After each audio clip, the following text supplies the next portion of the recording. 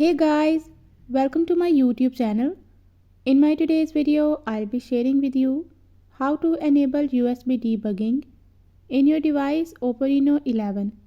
But before we start, if you're new to my channel, don't forget to hit the red subscribe button and the bell icon so you won't miss any of my future videos.